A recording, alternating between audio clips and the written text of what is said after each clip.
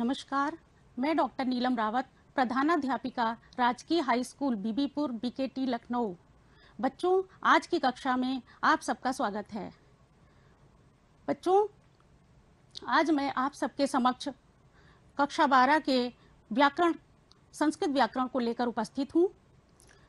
आज का हमारा विषय है संस्कृत, उपविषय व्याकरण, प्रकरण कारक चतुर्थी, भाग 1।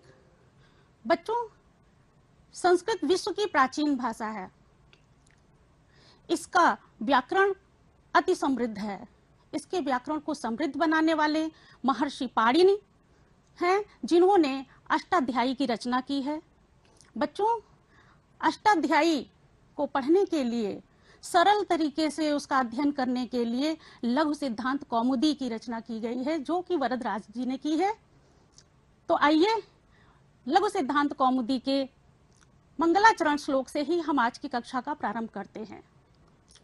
न त्वां सरस्वतीं देवीं शुद्धां गुण्यां करोम्यहं पाणिनीय प्रवेशाय लघु सिद्धांत कौमुदी। बच्चों, हम व्याकरण के विषय पर विस्तृत चर्चा करें उससे पहले आज के व्याख्यान के मुख्य बिंदु को हम देख लेते हैं। आज के व्याख्यान के मुख्य बिंदु हैं व्याकरण का सामान्य परिचय, व्याकरण का महत्व, कारक की परिभाषा तथा प्रकार पढ़ेंगे। उसके पश्चात कक्षा 11 में पढ़े गए सूत्रों का हम पुनरावलोकन करेंगे। चतुर्थी विभक्ति संप्रदान कारक के मुख्य सूत्रों पर हम चर्चा करेंगे। मुख्य सूत्रों में कर्मणा यम अभिप्रैति ससंप्रदानम सूत्र पढ़ेंगे। चतुर्थी संप्रदाने सूत्र पढ़ेंगे। रुच्यर्थानाम प्रियमाणः सूत्रों पर हम चर्चा करेंगे। क्रोध द्रोहेर्षा असूयार्थानाम यम प्रतिकोपः सूत्र को हम आज पढ़ेंगे।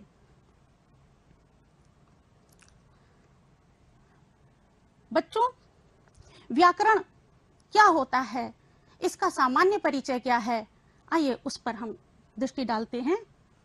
व्याक्रियन्ते व्युत्पाद्यन्ते शब्दा अनेनीति व्याकरणम। जिसके माध्यम से शब्दों की व्युत्पत्ति या निष्पत्ति बताई जाती है, उसे हम व्याकरण कहते हैं।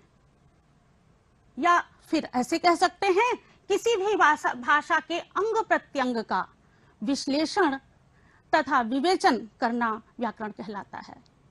बच्चों, इस प्रकार हम देखते हैं कि व्याकरण किसी भी भाषा के अंग प्रत्यंग यानी उसके प्रकृति क्या है, उस प्रकृति को हम व्याकरण के अंतर्गत जानते हैं। व्याकरण शब्द वि उपसर्ग, आ उपसर्ग, क्री धातु तथा ल्युट प्रत्यय के योग से बना है। दो उपसर्ग लगाने का अर्थ ही यही है कि विशेष रूप से हम शब्दों की व्युत्पत्ति इसके अंतर्गत करते हैं, अर्थात व्याकरण के अंतर्गत शब्दों के विशेष नियम के माध्यम से शब्दों की निष्पत्ति की जाती है, उसे व्याकरण कहते हैं। बच्चों, व्याकरण के 3 बड़े आचार्य माने गए हैं, जिसे हम त्रिमुनि व्याकरण के नाम से जानते हैं। जिसमें पहले जो आचार्य हैं वो पाणिनि हैं, जिनको हम सूत्रकार के रूप में जानते हैं। इन्होंने अष्टाध्यायी नामक ग्रंथ की रचना की है, जो कि व्याकरण का महान ग्रंथ है। इस ग्रंथ के अंतर्गत 8 अध्याय हैं और 8 अध्याय के प्रत्येक अध्याय में 4-4 पाद हैं, और इस प्रकार से मिला करके कुल 32 पाद इस ग्रंथ में हैं तथा लगभग 4000 सूत्र हैं। इसके बाद दूसरे जो महान व्याकरण के आचार्य हैं वो कात्यायन हैं, जो कि वार्तिककार हैं। इन्होंने पाणिनि के अष्टाध्यायी में जो सूत्र हैं उनके लगभग 1500 सूत्रों पर 4000 वार्तिक लिखे हैं। तीसरे हमारे जो व्याकरण के बड़े आचार्य हैं वो पतंजलि कहलाते हैं। पतंजलि भाष्यकार हैं। पतंजलि ने पाणिनि के मुख्य मुख्य सूत्रों पर तथा कात्यायन के वार्तिकों के उदाहरण सहित व्याख्या की है अपने ग्रंथ भाष्य में, जो भाष्य उन्होंने लिखा है। प्यारे बच्चों, व्याकरण हम क्यों पढ़ें, व्याकरण का क्या महत्व है, इसके लिए एक श्लोक ही पर्याप्त है। कोई पिता अपने पुत्र से कहता है, यद्यपि बहु नाधीशे तथापि पठ पुत्र व्याकरणम। यद्यपि बहुत मत पढ़ो, फिर भी हे पुत्र व्याकरण को अवश्य पढ़ो। क्यों? स्वजनः स्वजनो माभूत। स्वजनः अर्थात अपने लोग, स्वजनो अर्थात कुत्ता। स्वजनः स्वजनो माभूत, कहीं स्वजन जो शब्द है उसका उच्चारण स्वजन हो ना कर दो, जिससे कुत्ता उसका अर्थ हो जाए। सकलम शकलम, सकल अर्थात सब, शकलम अर्थात टुकड़े, कहीं सकल को शकल उच्चारण ना कर दो जिससे अर्थ का अनर्थ हो जाए। जहां सब कहना था वहां पर कहीं टुकड़े ना बोल दो। सकृत सकृत, सकृत अर्थात किसी समय, सकृत अर्थात मल का ढेर या गोबर का घूरा। तो स्पष्ट उच्चारण करने के लिए व्याकरण का ज्ञान होना अति आवश्यक है। आगे देखते हैं, मुखम व्याकरणम स्मृतम। वेदांगों में व्याकरण को मुख कहा गया है। बच्चों, पूरे अंगों में मुख का महत्वपूर्ण स्थान है, इस प्रकार से व्याकरण का महत्वपूर्ण स्थान है। महाभाष्यकार ने प्रधानम च षड स्वांगेषु व्याकरणम कह करके इसकी महत्ता बताई है कि सभी 6 अंग जो वेदांग बताए गए हैं उसमें प्रधान है, मुख्य है व्याकरण। बच्चों, किसी भी भाषा को शुद्ध पढ़ने के लिए, शुद्ध बोलने के लिए, शुद्ध लिखने के लिए व्याकरण का होना, व्याकरण का ज्ञान होना अति आवश्यक है। बच्चों, व्याकरण में कारक का ज्ञान होना बहुत आवश्यक है। कारकों के बिना व्याकरण अधूरा है। तो आइए, कारक किसे कहते हैं जान लेते हैं।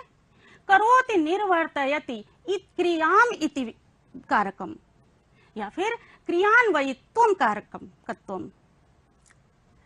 क्रिया के संपादन में सहायता करने वाले जो तत्व हैं उसे हम व्याकरण कहते हैं। या फिर क्रियान्वयित्वम कारकत्वम, क्रिया का जो अन्वय किया जाए या अन्वय होता है वह कारक कहलाता है। अर्थात क्रिया के साथ जिसका प्रत्यक्ष संबंध होता है उसे हम कारक कहते हैं। इस प्रकार से 2 मुख्य बिंदु इसमें निकल करके आए हैं। पहला, क्रिया के संपादन में जो सहायता करते हैं या क्रिया की सिद्धि में जो सहायता करते हैं वो कारक कहलाते हैं, और कारक का क्रिया के साथ सीधा संबंध हो उसे हम कारक कहते हैं। तो आइए देखते हैं क्रिया का के साथ कारकों का सीधा संबंध किस तरीके से है और कारक कितने प्रकार के होते हैं। कारक के प्रकार में एक श्लोक से ही हम देख सकते हैं कि कारक कितने हैं। कर्ता कर्मम चा करणम संप्रदानम तथैव च अपादाना अधिकरणम इत्याहुष कारकाणि षट। इस प्रकार से कर्ता, कर्म, करण, संप्रदान, अपादान, अधिकरणम इति आहुः कारकाणि षट, ये 6 कारक कहे गए हैं या बताए गए हैं। इन 6 कारकों का बच्चों, इसमें आप सोच रहे होंगे कि संबंध की चर्चा हमने नहीं की। तो बच्चों, संबंध कारक नहीं है, क्योंकि संबंध का क्रिया के साथ सीधा संबंध नहीं है और संबोधन भी कारक में नहीं है। ये उपपद विभक्तियां हैं। उपपद बच्चों विभक्ति होती है जो पद में विभक्ति लगाई जाती है। एक उदाहरण देख लेते हैं कि रामः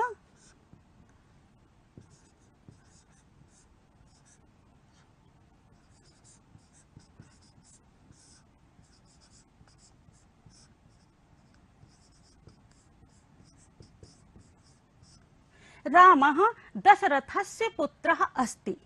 राम का दशरथ से संबंध है, इसलिए रामः दशरथस्य पुत्रः अस्ति में षष्ठी विभक्ति होगी, ना कि ये कारक है, ये विभक्ति कहलाएगा, कारक नहीं कहलाएगा।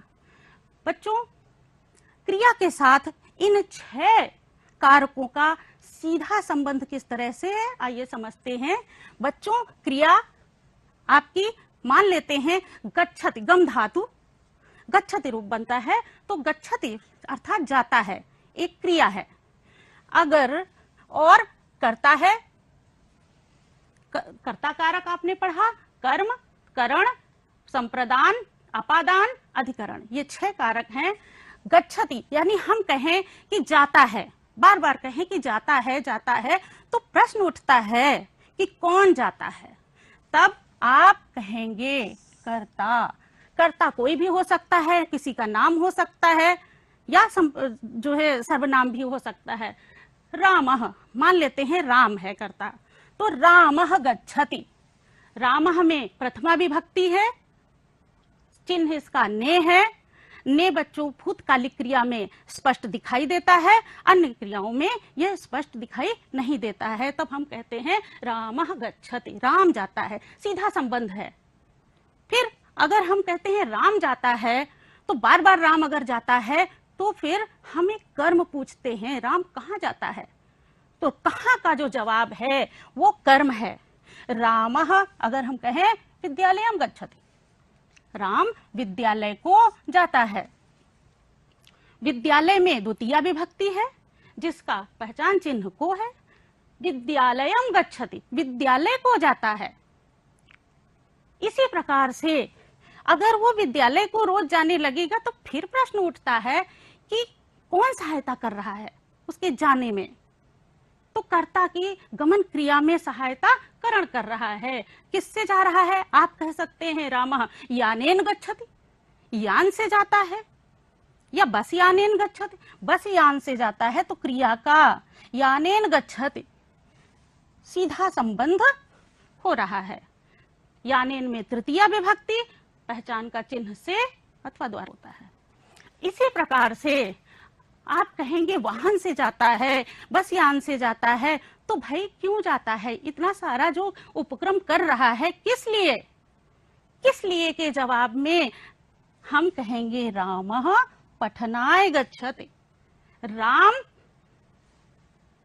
पढ़ने के लिए जाता है। तो पढ़ने के लिए जाता है अर्थात पढ़ने, पठ धातु में पठनाय, रामः पठनाय गच्छति, पठनाय में संप्रदान कारक है, संप्रदान में चतुर्थी विभक्ति है और इसका चिन्ह के लिए है, पढ़ने के लिए जाता है, क्रिया से सीधा संबंध है।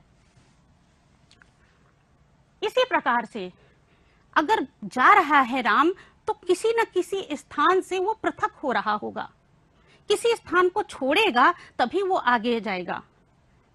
तो राम कहां से जा रहा है, राम घर से जा रहा है, घर छोड़ेगा तभी वो विद्यालय तक पहुंचेगा। तो रामः गृहात् गच्छति, घर से जाता है, तो घर से वो पृथक हो रहा है, और पृथक होने के अर्थ में पंचमी विभक्ति होती है, अपादान कारक कहलाता है। तो गृहात् गच्छति, घर से जाता है, ये सीधा संबंध हो रहा है क्रिया से, गच्छति क्रिया से, घर से जाता है।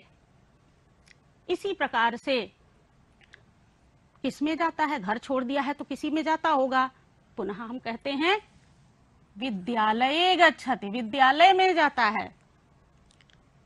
रामः विद्यालये गच्छति, विद्यालय में जाता है, क्रिया से, गच्छति से विद्यालय का सीधा संबंध है, विद्यालय में जाता है।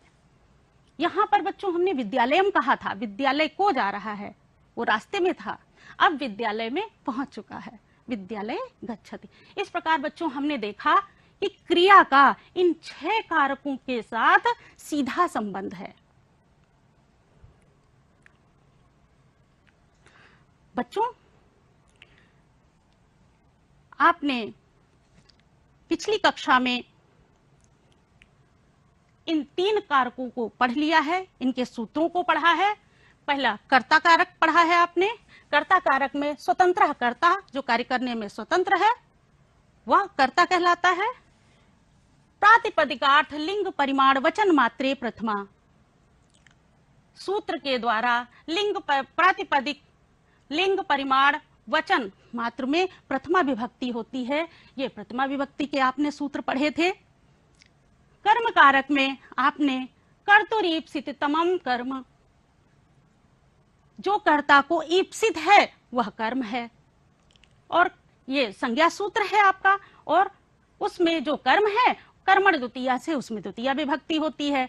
तो आपने ये एक विधायक सूत्र पढ़ा, एक आपने संज्ञा सूत्र पढ़ा। इसी प्रकार से करण कारक में आपने साधक तमम करणम सूत्र पढ़ा कि जो सहायता कर रहा है कर्ता की क्रिया करने में, उसकी करण संज्ञा हो कर्तृकरणयोस् तृतीया, और जो करण है उसमें तृतीया विभक्ति हो। इस प्रकार से ये आप पिछली कक्षा में पढ़ चुके हैं। अब इसके आगे के सूत्रों पर हम चर्चा करेंगे, जो कि चतुर्थी विभक्ति, संप्रदान कारक और पहचान का चिन्ह है के लिए। बच्चों, चतुर्थी विभक्ति संप्रदान कारक का पहला सूत्र है कर्मणा यमभिप्रैति ससंप्रदानम। कर्मणा, कर्म के द्वारा, तृतीया विभक्ति लगी है। यम, जिसको अभिप्रेत करता है वह संप्रदान कहलाता है। कर्ता दानस्य कर्मणा कर्ता यम अभिप्रेत ससंप्रदानम। दान कर्म के द्वारा कर्ता जिसे अभिप्रेत करता है अर्थात प्रसन्न करता है, उसकी संप्रदान संज्ञा हो या उसे संप्रदान कहते हैं। बच्चों, इस सूत्र में मुख्य चीज क्या देखी है? कर्ता अपने दान आदि कर्म के द्वारा, दान आदि कर्म के द्वारा कर्ता जिसे प्रसन्न करता है या जिसे संतुष्ट करता है या फिर कोई वस्तु किसी को देता है, तो जिसे प्रसन्न करता है, जो प्रसन्न होता है, जो वस्तु प्राप्त करता है, उसमें हम संप्रदान, वह संप्रदान संज्ञक होता है, वह संप्रदान कहलाता है। तो बच्चों, जिसे प्रसन्न किया जाता है वह संप्रदान होता है। वस्तु देने के पश्चात वस्तु वापस ली नहीं जाती है। अगर वस्तु वापस ले ली जाएगी तो वो दान नहीं कहलाया जाएगा, दान कर्म नहीं होगा। और बच्चों, वस्त्र हम धोबी को भी देते हैं। रजकस्य वस्त्रम ददाति, धोबी को वस्त्र देता है, तो धोबी को वस्त्र देकर चूंकि वापस ले लेते हैं, इसलिए धोबी में षष्ठी विभक्ति लगेगी, ना कि वो संप्रदान है उसमें चतुर्थी विभक्ति नहीं लगेगी। सम्यक दीयते, अच्छी तरह से दिया जाता है। प्रकर्षेण, प्रकृष्ट रूप से, अस्मय, इसके लिए, इति संप्रदानम, वह संप्रदान कहलाता है। अर्थात अच्छी तरह से दिया गया दान ही संप्रदान कहलाता है। संप्रदान सम प्रा दा धातु लुट प्रत्यय के योग से बना है।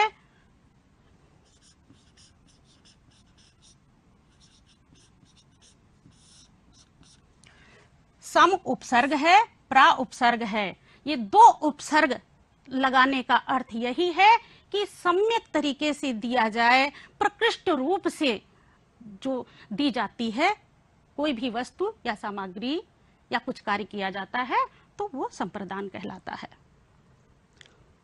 बच्चों, दूसरा नियम है चतुर्थी संप्रदाने। जो संप्रदान है, जिसको अभी हमने संप्रदान कहा कि जिसको कोई वस्तु दी जा रही है वह संप्रदान है, तो यह सूत्र कहता है जो संप्रदान है उसमें चतुर्थी विभक्ति लगा दी जाए। जैसे यथा राजा ब्राह्मण को धन देता है, राजा कर्ता हो गया, देता है ददाति क्रिया हो गई, कर्ता के अनुसार क्रिया, क्या देता है? कर्म हो गया धन, धनम। ब्राह्मण को, ये आपका संप्रदान है। किसको धन दिया जा रहा है? ब्राह्मण को। तो संप्रदान में चतुर्थी संप्रदान ने सूत्र कह रहा है जो संप्रदान है ब्राह्मण को इसमें चतुर्थी विभक्ति लगा दी जाए, अर्थात राजा ब्राह्मणाय धनम ददाति, राजा ब्राह्मण को धन देता है। तो ब्राह्मणाय में संप्रदान है, इसमें चतुर्थी विभक्ति लगाई गई है। इसी प्रकार से दूसरा उदाहरण देखते हैं। गुरु शिष्य के लिए पुरस्कार वितरित करता है। गुरु करता है, ये आपका क्रिया है, वितरित करता है। गुरु वितरति, क्या वितरित करता है? पुरस्कारम, पुरस्कार वितरित करता है। किसके? शिष्य के लिए, शिष्य को। तो शिष्य संप्रदान हुआ और शिष्य में हम चतुर्थी विभक्ति लगाएंगे। इस प्रकार से गुरु शिष्याय पुरस्कारम वितरति, गुरु शिष्य के लिए पुरस्कार को वितरित करता है। बच्चों, कर्मणा यम अभिप्रैति संज्ञा सूत्र था जो अभी हमने पढ़ा चतुर्थी संप्रदान में, वो विधायक सूत्र है। तीसरा आपका सूत्र है रुच्यर्थानाम प्रीयमाणः। रुच अर्थ वाली धातुओं के योग में प्रीयमाणः, जो प्रसन्न हो रहा है, उसकी संप्रदान संज्ञा हो, वह संप्रदान है। अर्थात रुच धातु तथा इसके समान अर्थ वाली, चाहे रुच धातु हो अथवा रुच जैसी अन्य इसी के समान धातुएं हों, उन धातुओं के योग में प्रीयमाण अर्थात जो प्रसन्न हो रहा है, प्रसन्न होने वाले की संप्रदान संज्ञा होती है। प्रकृत सूत्र से उसमें चतुर्थी विभक्ति होती है। प्रकृत सूत्र चतुर्थी संप्रदाने, उससे उसमें चतुर्थी विभक्ति होती है। उदाहरण देखते हैं। यथा हरि को भक्ति अच्छी लगती है, अच्छी लगती है, रोचते, किसको अच्छी लगती है? हरि को। हरि प्रियमाण है, हरि को भक्ति अच्छी लगती है। इसमें हम, यह संप्रदान कारक है, भक्ति है, भक्ति अच्छी लगती है। हरये, हरि में हम, चूंकि ये संप्रदान है, इसमें हम चतुर्थी विभक्ति लगाएंगे। हरये भक्ति ही रोचते, हरि को भक्ति अच्छी लगती है। गणेश को लड्डू अच्छे लगते हैं। गणेशः कर्ता, अच्छे लगते हैं, रोचते, रुच धातु है। गणेश को लड्डू, गणेशाय, गणेश आपका संप्रदान है, इसमें चतुर्थी विभक्ति लगेगी। गणेशाय मोदकम रोचते, गणेश को मोदक या लड्डू अच्छे लगते हैं। चौथा आपका सूत्र है क्रोध द्रोहेर्षा असूया अर्थानाम यम प्रतिकोपः। क्रोध अर्थात क्रोध करना, द्रोह अर्थात द्रोह करना, ईर्षा अर्थात ईर्षा करना, असूया अर्थात गुणों में दोष निकालने वाली धातुओं के योग में जिसके ऊपर यम प्रति, जिसके ऊपर कोपः क्रोध किया जाता है, उसमें संप्रदान संज्ञा होती है या उसे हम संप्रदान कहते हैं, और संप्रदान में चतुर्थी विभक्ति होती है। जैसे पिता पुत्र पर क्रोध करता है। पिता करता है, किसके ऊपर क्रोध कर रहा है? पुत्र पर क्रोध करता है। पिता पुत्राय, पुत्र में चतुर्थी होगी क्योंकि पुत्र पर क्रोध कर रहा है, तो क्रोध धातु के योग में चतुर्थी विभक्ति होती है। बच्चों, पर पुत्र पर समझने से सप्तमी विभक्ति नहीं होगी। बहुत मन करता है कि इसमें सप्तमी विभक्ति लगा दें, किंतु चूंकि क्रोध धातु है साथ में, इसलिए जिस पर क्रोध किया जाता है उसमें चतुर्थी विभक्ति होती है, वो संप्रदान कारक होता है। इसी प्रकार से रावण राम से द्रोह करता है। रावण करता है, रामाय राम पर या राम से, द्रोह्यति द्रोह करता है, राम से, ये आपका संप्रदान हो गया। रावणः रामाय द्रोह्यति। इसी प्रकार से असुर इंद्र से ईर्ष्या करते हैं। असुराः ईर्ष्यन्ति, ईर्ष्या करते हैं, क्रिया हो गई। इंद्र से। किससे ईर्ष्या करते हैं? इंद्राय।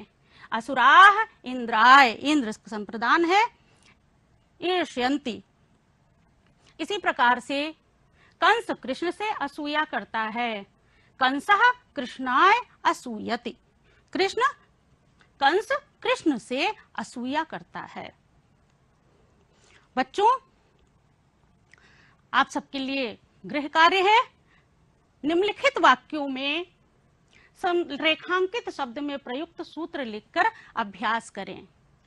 माता बालकाय मिष्ठान्नं ददाति, ब्राह्मणाय धृतं रोचते, स्वामी सेवकाय क्रुध्यति, रमेशः रामाय असूयति।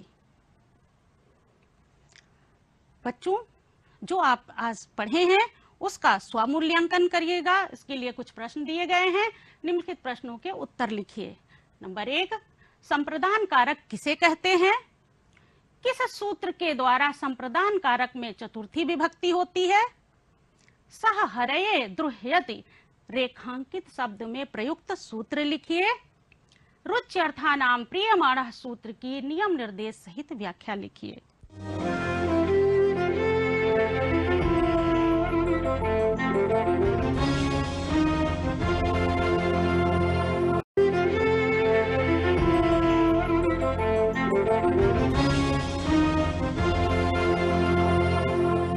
प्यारे बच्चों, मैं चंद्रकला, सहायक अध्यापिका एडी राजकीय कन्या इंटर कॉलेज गोरखपुर। प्यारे बच्चों, सामाजिक विज्ञान की इस कक्षा में आपका स्वागत है। बच्चों, 4 भागों में आपकी पाठ्य पुस्तक विभाजित है। इसमें से हम लेंगे लोकतांत्रिक राजनीति 2। इसका हम लेसन लेंगे 7, लोकतंत्र के परिणाम। ये 6 भागों में विभाजित है। इसका पहला भाग है।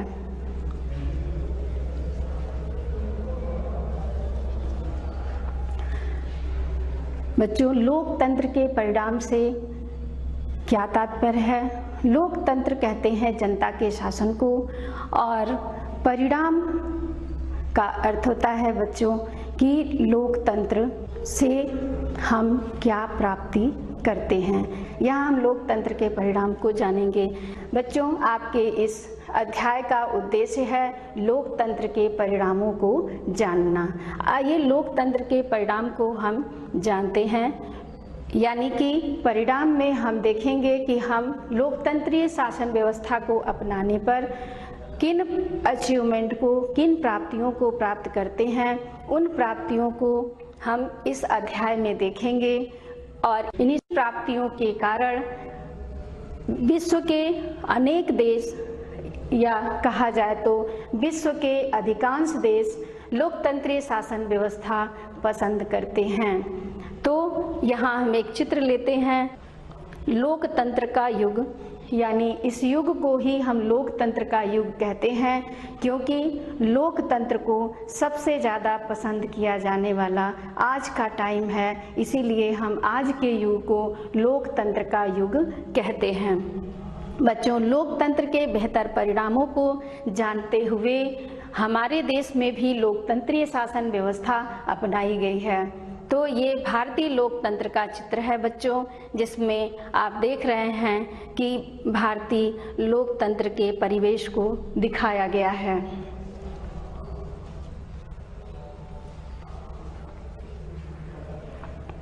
बच्चों, आपके इस अध्याय में शिक्षण का मुख्य बिंदु है परिचय, लोकतंत्र के परिणामों का मूल्यांकन कैसे करें, उत्तरदायी, जिम्मेवार और वैध शासन, आर्थिक समृद्धि और विकास, लोकतंत्र की आर्थिक उपलब्धियां, समानता और गरीबी में कमी, सामाजिक विविधताओं में सामंजस्य, नागरिकों की गरिमा और आज़ादी। बच्चों, इस अध्याय को हम 4 भागों में अध्ययन करेंगे। आज इस भाग में, भाग 1 में हम इसमें से सिर्फ 2 बिंदुओं को लेंगे। वो हैं पाठ का परिचय, लोकतंत्र के परिणामों का मूल्यांकन कैसे करें। अर्थात इस भाग में केवल हम इन 2 बिंदुओं पर ही चर्चा करेंगे।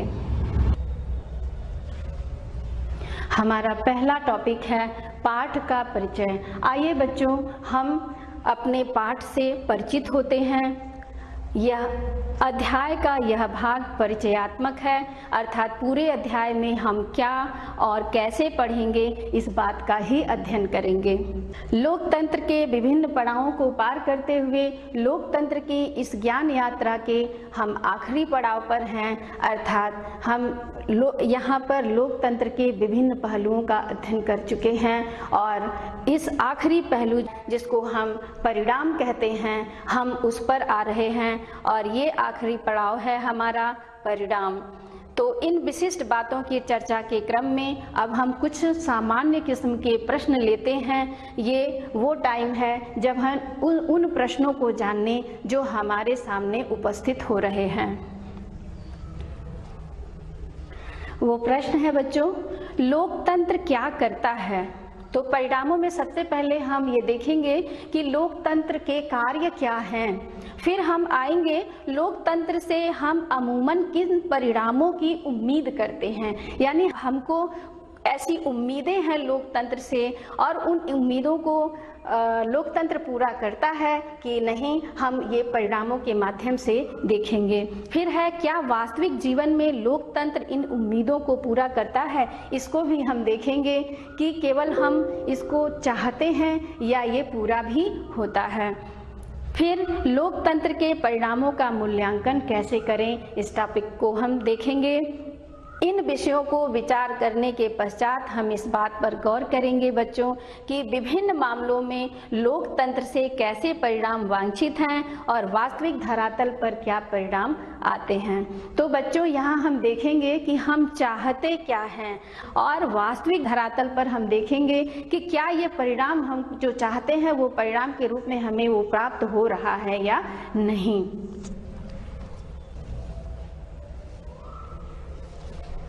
फिर इस तरह से हम आते हैं, इसके लिए हम लोकतंत्र के विभिन्न पहलुओं का मसलन शासन के स्वरूप, आर्थिक कल्याण, समानता, सामाजिक अंतर और टकराव पर विचार करेंगे। यहाँ पर एक हम अवधारणा मानचित्र लेंगे जिसके माध्यम से हम देखेंगे कि हम इस अध्याय में किन किन परिणामों को प्राप्त कर रहे हैं। तो यहाँ ये है बच्चों अवधारणा मानचित्र लोकतंत्र के परिणाम से संबंधित कि लोकतंत्र के परिणाम के रूप में हमको क्या प्राप्त हो रहा है। तो लोकतंत्र के हमको 3 रूप में परिणाम प्राप्त होते हैं। पहला है राजनीतिक परिणाम। राजनीतिक परिणाम के रूप में हमको एक जिम्मेदार सरकार, एक जवाबदेह सरकार और वैध सरकार की प्राप्ति होती है। इसी प्रकार आर्थिक परिणाम के रूप में हमको आर्थिक समृद्धि और विकास प्राप्त होता है और दूसरा है आर्थिक के क्रम में गरीबी और असमानता में कमी आती है। तो ये है हमारा आर्थिक परिणाम। इसके बाद हम अपने सामाजिक परिणाम पर आते हैं और देखते हैं कि सामाजिक विविधता में सामंजस्य स्थापित करता है ये लोकतंत्र। इसके बाद सद्भावनापूर्ण जीवन की प्राप्ति भी कराता है। तो इस प्रकार अगर हम इस अवधारणा मानचित्र पर विचार करते हैं तो हम पाते हैं कि ये वास्तव में हमारी उम्मीदों को पूरा करता है। आखिर में हम आएंगे आज़ादी और स्वाभिमान जैसे मामलों पर, अर्थात हमने पीछे अवधारणा मानचित्र को देखा जिसमें सामाजिक, आर्थिक और राजनीतिक पहलुओं पर विचार हमने किया कि उस पे क्या परिणाम हमको प्राप्त होते हैं उस रूप में। लेकिन अब हम यहाँ देखेंगे कि हमको आज़ादी और स्वाभिमान जैसे मामलों पर क्या प्राप्ति होती है। बच्चों, आज़ादी प्रत्येक व्यक्ति के लिए बहुत ही आवश्यक है और उतना ही आवश्यक है हमारा स्वाभिमान। तो बच्चों, आज़ादी ये हमको दे रहा है कि नहीं और हमारे स्वाभिमान की ये कितनी रक्षा कर पाता है, इस पर भी हम गौर करेंगे। जहां हमें प्राप्त होंगे कुछ सकारात्मक परिणाम और इन परिणामों से उत्पन्न होंगे कुछ प्रश्न और शंकाएं जो हमें लोकतंत्र की चुनौतियों की ओर ले जाएंगे। बच्चों, लोकतंत्र की चुनौतियां जो हैं ये हमारा अगला अध्याय है, इसको हम अगले अध्याय में अध्ययन करेंगे। यहाँ पर हम उसके सकारात्मक परिणामों को ही देखेंगे।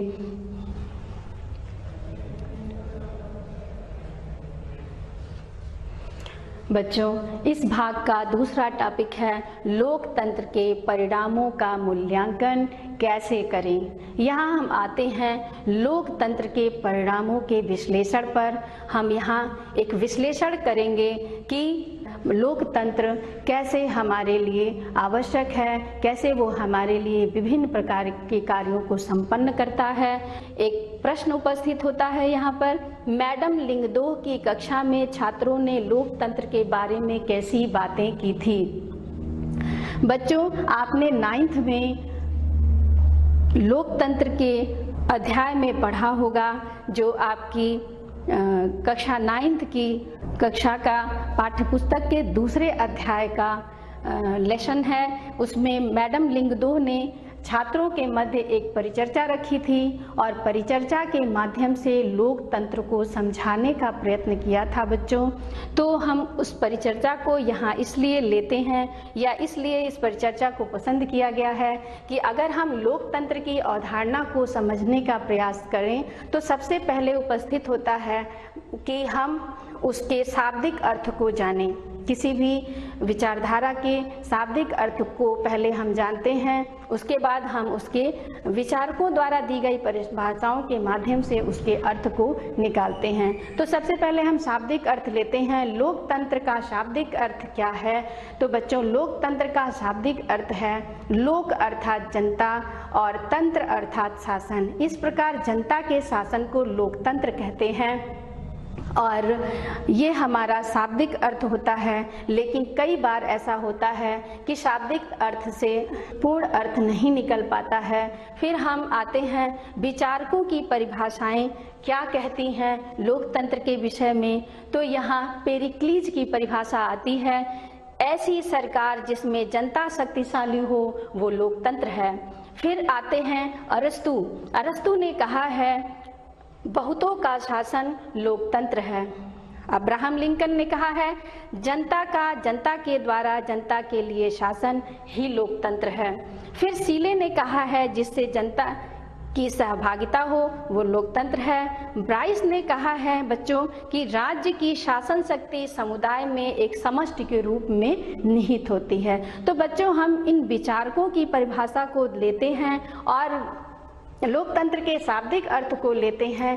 तो दोनों को लेने के बाद हम इस परिचर्चा का अर्थ यही निकल के सामने आया था कि हम केवल शाब्दिक अर्थ को नहीं मान लेंगे, ना केवल विचारकों या नामी चीन व्यक्तियों द्वारा जो परिभाषाएं दी गई हैं हम उनको भी यूं ही नहीं मान लेंगे। हम पहले उसको अपने विचारों पर आएंगे और अपने विचारों पर समझेंगे कि लोकतंत्र का क्या अर्थ है। तो बच्चों, लोकतंत्र के अर्थ में ये स्पष्ट हो जाता है कि जनता का शासन ही लोकतंत्र है। तो लोकतंत्र में जो शासन की शक्ति होती है वो जनता में निहित होती है। तो इस प्रकार जनता शक्तिशाली होती है, जनता का शासन होता है, यही लोकतंत्र की परिभाषा है। लोकतंत्र सबसे बेहतर शासन व्यवस्था। बच्चों, हम बातचीत के माध्यम से यह नतीजा निकला था कि लोकतंत्र शासन की अन्य व्यवस्थाओं से बेहतर है। वहाँ जो परिचर्चा की गई थी और लोकतंत्र के विषय में एक विस्तृत अध्ययन किया गया था कक्षा 9th की कक्षा में, उसमें ये निकल के विचार सामने आया था कि लोकतंत्रीय व्यवस्था ही सबसे बेहतर है। तो आइए देखते हैं कि लोकतंत्रीय व्यवस्था सबसे बेहतर कैसे है। तो सबसे बेहतर का अर्थ ये है कि हम यहाँ अन्य व्यवस्थाओं को भी लेंगे कि अन्य कौन सी व्यवस्थाएं हैं जो लोकतंत्र से ज़्यादा दोषपूर्ण हैं, या उसके तुलनात्मक अध्ययन में हम देखेंगे कि लोकतंत्र जो है वो कैसे बेहतर है। तो हम यहाँ तानाशाही लेंगे और दूसरी व्यवस्था आती है जो राजतंत्र आता है, जिस व्यवस्था को यहाँ दोषपूर्ण बताया गया है। तो आइए देखते हैं इसमें दोष क्या है। तो तानाशाही और राजतंत्रीय व्यवस्था में सबसे बड़ा दोष ये है कि इसमें एक ही व्यक्ति का शासन होता है और राजतंत्र में वंशक्रम पाया जाता है, राजा का बेटा ही राजा बनता है। हम अपने शासक वर्ग को चुन नहीं सकते हैं, चुनने का अधिकार नहीं है। ये व्यवस्था पहले से परंपरागत रूप में चली आई एक व्यवस्था के रूप में होती है, जिसमें हम परिवर्तन नहीं कर सकते हैं। जो व्यवस्था हमको मिल गई शासक के रूप में, वो चाहे वो हमारे लिए योग्य हो चाहे अयोग्य हो, हमको उसको स्वीकारने के अतिरिक्त कोई हमारे पास दूसरा विकल्प नहीं होता है।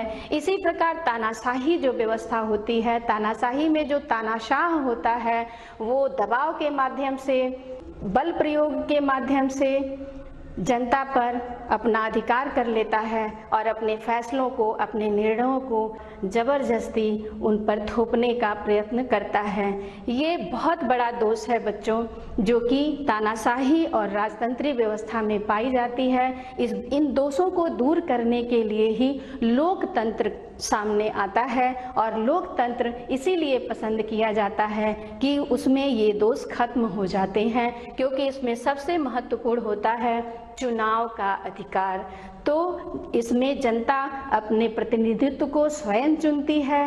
ये एक बहुत महत्वपूर्ण कदम है लोकतंत्र से जो हमको मिलता है। लोकतंत्री शासन व्यवस्था से जो हमें सबसे बड़ी प्राप्ति होती है वो है अपने पसंद का प्रतिनिधित्व चुनने का अधिकार। तो इसी कारण ये व्यवस्था बहुत अच्छी मानी जाती है। हम अपने पसंद का प्रतिनिधित्व चुनते हैं, अपना शासक वर्ग हम स्वयं चुनते हैं और इस माध्यम से जनता स्वयं शासन करती है। तो शासन का अधिकार एक तरह से जनता को स्वयं प्राप्त हो जाता है। आइए हम देखते हैं कि ऐसी और कौन सी विशेषताएं हैं जो लोकतंत्रीय शासन व्यवस्था में पाई जाती है, जिसके कारण लोकतंत्र सबसे बेहतर व्यवस्था के रूप में उभर कर सामने आता है। तो उसमें जो विशेषताएं देखते हैं उसमें है नागरिकों में समानता को बढ़ावा देता है।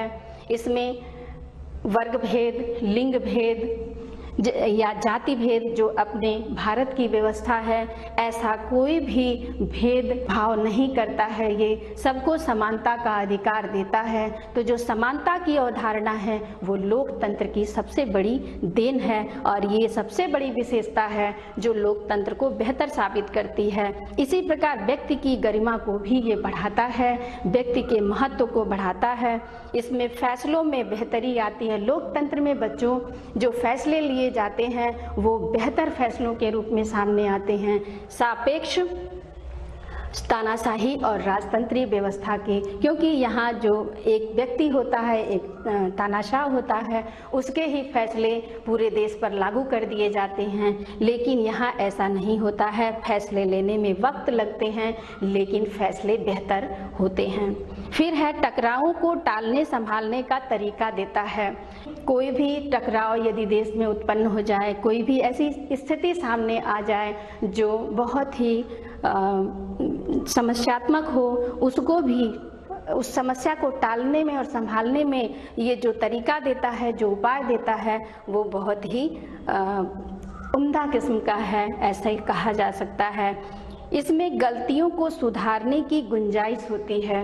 बच्चों लोकतंत्र में यदि शासक वर्ग से या शासित वर्ग से कोई गलती हो जाती है तो उसमें सुधारने की गुंजाइश रहती है, जबकि तानाशाही व्यवस्था में और राजतंत्र में हम अपना मुंह नहीं खोल सकते हैं और सुधारने की तो कल्पना भी नहीं की जा सकती है।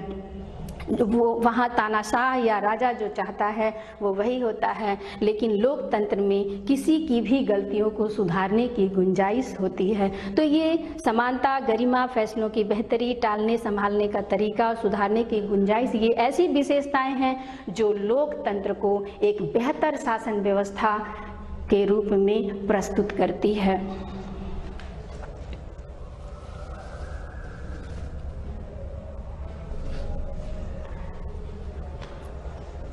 यहाँ एक प्रश्न उपस्थित होता है बच्चों, क्या ये उम्मीदें लोकतांत्रिक शासन व्यवस्थाओं से पूरी होती हैं? तो यहाँ हम आते हैं कि हम कुछ उम्मीदें लगा बैठे हैं लोकतांत्रिक शासन व्यवस्था से और हम देखते हैं कि वो उम्मीदें पूरी होती हैं कि नहीं। तो हम इसके लिए क्या करेंगे, अपने आसपास के लोगों से बात करेंगे ये जानने के लिए कि वो क्या चाहते हैं लोकतंत्र से। तो यहाँ पर पाएंगे कि अधिकांश लोग अन्य किसी भी वैकल्पिक शासन व्यवस्था की तुलना में लोकतंत्र को पसंद करते हैं। ऐसा क्यों होता है बच्चों? क्योंकि लोकतंत्री व्यवस्था में वो अपने आप को स्वतंत्र पाते हैं, स्वतंत्रता का अनुभव करते हैं और ऐसा उनको आभास होता है कि हम स्वयं शासन कर रहे हैं। तो इस प्रकार उनकी वो उम्मीदें पूरी होती हैं लोकतंत्र से। लेकिन लोकतांत्रिक शासन के कामकाज से संतुष्ट होने वालों की संख्या उतनी बड़ी नहीं होती, सो हम इस दुविधा की स्थिति में भी आ जाते हैं। तो चूंकि बच्चों हम यहाँ परिणाम का अध्ययन कर रहे हैं, परिणामों को प्राप्त करने की कोशिश कर रहे हैं, तो हम यहाँ दोनों पक्ष का अध्ययन करेंगे कि लोग उसको पसंद करते हैं, लोगों की उम्मीदें पूरी होती हैं, लेकिन कुछ ऐसे लोग भी होते हैं जो उसके कामकाज से, उसके कार्य करने के तरीके से संतुष्ट नहीं होते हैं। लेकिन अगर दोनों के तुलनात्मक अध्ययन को देखा जाए तो लोकतंत्र को पसंद करने वालों की संख्या बहुत ज़्यादा है, या यूँ कहा जाए जिन भी देशों में लोकतंत्री शासन व्यवस्था अपनाई गई है वो सर्वाधिक है, अधिकांश रूप में वहाँ वो लोगों की पसंद है, और जहाँ नहीं भी अपनाई गई है वहाँ भी ये लोगों की पसंद है। तो यहाँ पसंद को दिखाया गया है इस चित्र के माध्यम से कि लोग इसको पसंद भी करते हैं, लोग इसका समर्थन भी करते हैं और लोग इसकी तारीफ भी करते हैं। यहाँ हम देखेंगे कि हम लोकतंत्र को क्यों पसंद करते हैं, लोकतंत्र को पसंद करने के कारण। तो सैद्धांतिक रूप में तो लोकतंत्र को अच्छा माना जाता है, पर व्यवहार में इसे इतना अच्छा नहीं माना जाता है। इसको हम बहुत गहराई से अध्ययन करेंगे तब इस बात को समझ पाएंगे। इस दुविधा के चलते लोकतंत्र के नतीजों पर गहराई से विचार करना जरूरी हो जाता है। यहाँ एक प्रश्न हम लेते हैं, क्या हम सिर्फ नैतिक कारणों से ही लोकतंत्र को पसंद करते हैं या लोकतंत्र के समर्थन के पीछे युक्तिपरक कारण भी हैं? तो आइए हम उन कारणों को देखते हैं बच्चों।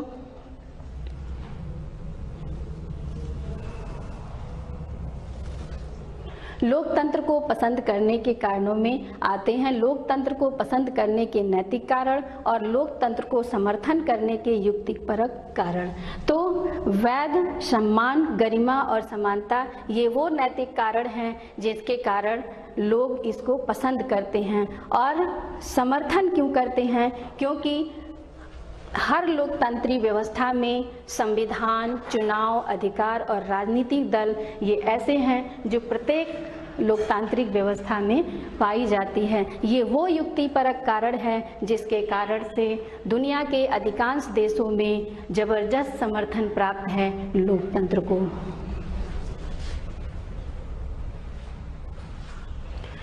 बच्चों, इस समर्थन को देखने के लिए हम यहाँ एक विश्व का मानचित्र लेंगे।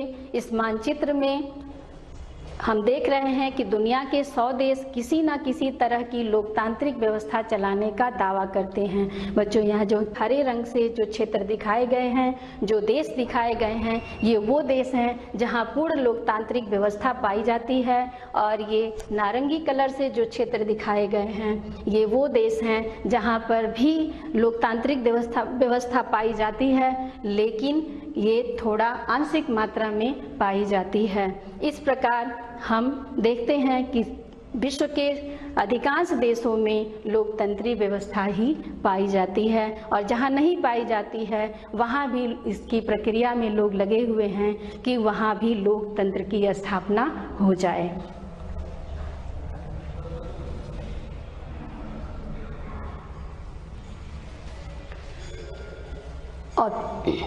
औपचारिक संविधान, नियमित चुनाव, राजनीतिक दल, बुनियादी अधिकार, लोकतंत्र के ये वो तत्व हैं जो सभी लोकतांत्रिक देशों में समान रूप से पाए जाते हैं।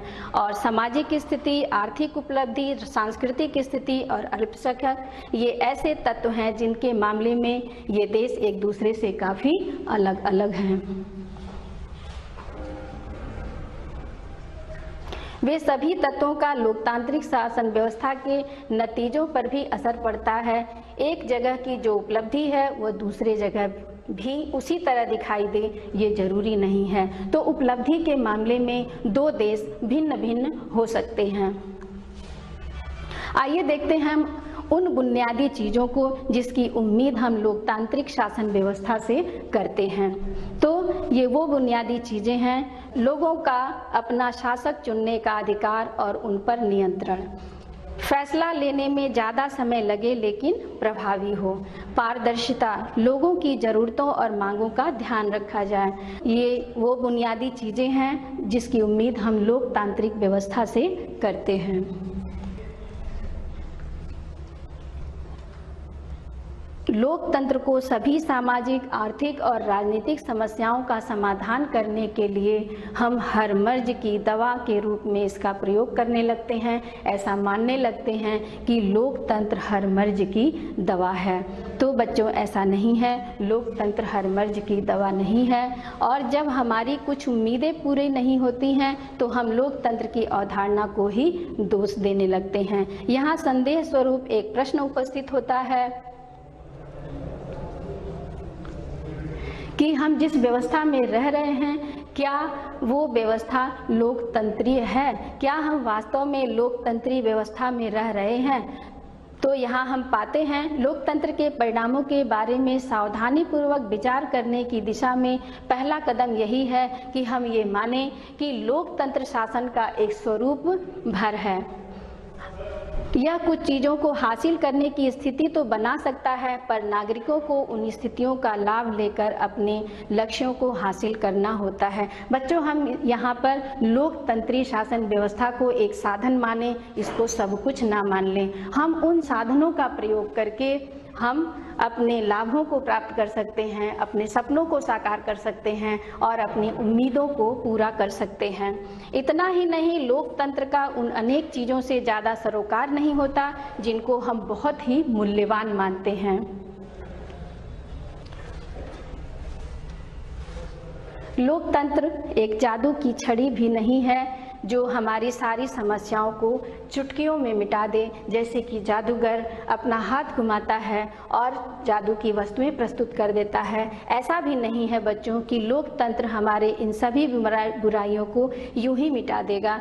यहाँ पर दिखाया गया है भारतीय लोकतंत्र में उपस्थित उन समस्याओं को जो लोकतंत्र से लोग पूरा करना चाहते हैं, लोकतंत्र से उम्मीद रखे हुए हैं कि हमारी इन समस्याओं का ये समाधान कर देगा, लेकिन ऐसा नहीं है। ये कोई ऐसी जादू की छड़ी नहीं है लोकतंत्र कि जिसको अपना लेने मात्र से हम अपने समस्याओं को मिनटों में गायब कर दें। इसके लिए हमें एक सार्थक कदम उठाने की आवश्यकता पड़ती है। अगर हम अपने सार्थक कदम को उठाएंगे और सार्थक कदम को उठाते हुए हम अपने फैसले लेंगे, अपने उन उपायों को ढूंढेंगे जो हमारी समस्याओं को हल कर सकते हैं, तो हम अपने परिणामों को प्राप्त कर लेंगे। यहाँ हम एक रिकॉर्ड को लेंगे, यहाँ एक जांच करेंगे। 1950 से 2000 के बीच आर्थिक विकास के मामले में तानाशाहियों का रिकॉर्ड बेहतर है, लेकिन इस एक कारण से हम लोकतंत्र को अक्षम नहीं मान सकते हैं, क्योंकि आर्थिक विकास के मामले में तानाशाही व्यवस्था कुछ आगे है, लेकिन वो लोकतंत्र से इतना भी आगे नहीं है कि हम लोकतंत्र को अक्षम घोषित कर दें। वास्तव में ये लोकतंत्र में और तानाशाही व्यवस्था में बहुत थोड़ा सा अंतर है जिसको हम उपेक्षित कर सकते हैं।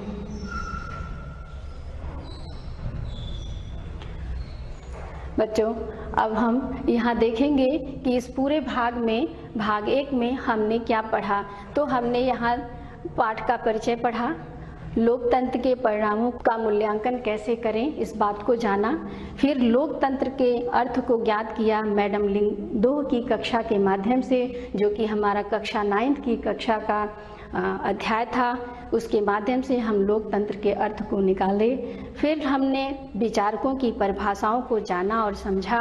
फिर हमने देखा कि लोकतंत्र से बेहतर परिणाम कैसे आते हैं और लोकतंत्र से हम कौन कौन सी उम्मीदें लगाते हैं, उन उम्मीदों को भी देखा। फिर हम आते हैं कि लोकतंत्र हर मर्ज की दवा नहीं है, ये एक शासन का स्वरूप मात्र है और इस स्वरूप को प्रयोग करते हुए हम लोकतंत्र की सभी बुराइयों को मिटा सकते हैं, लेकिन मिटाने के लिए ये कोई जादू की छड़ी नहीं है कि ये तुरंत हो जाए। इसमें समय लगता है बच्चों, प्रयास करना पड़ता है, कदम उठाने पड़ते हैं, संघर्ष करना पड़ता है, तब हमको कुछ इसके सकारात्मक परिणाम प्राप्त होते हैं। इस प्रकार हम इस कक्षा को यहाँ समाप्त करेंगे और आएंगे अपने अभ्यास कार्य की तरफ। अभ्यास कार्य हम यहाँ बच्चों कुछ प्रश्न दे रहे हैं जिसको आपको लिखना है। पहला प्रश्न है, लोकतंत्र को परिभाषित कीजिए। इसमें विद्वानों की परिभाषा अवश्य डालें बच्चों। दूसरा प्रश्न है, लोकतंत्र को सबसे बेहतर शासन क्यों बताया गया है। फिर तीसरा है, क्यों हम लोकतंत्र को हर मर्ज की दवा मान लेते हैं। चौथा है, लोकतंत्र शासन का एक स्वरूप मात्र है, व्याख्या कीजिए। इन्हीं शब्दों के साथ बच्चों हम इस कक्षा को समाप्त करेंगे। अगली कक्षा में मिलेंगे। बच्चों, आपको इस कक्षा को ज्वाइन करने के लिए आपका बहुत बहुत धन्यवाद।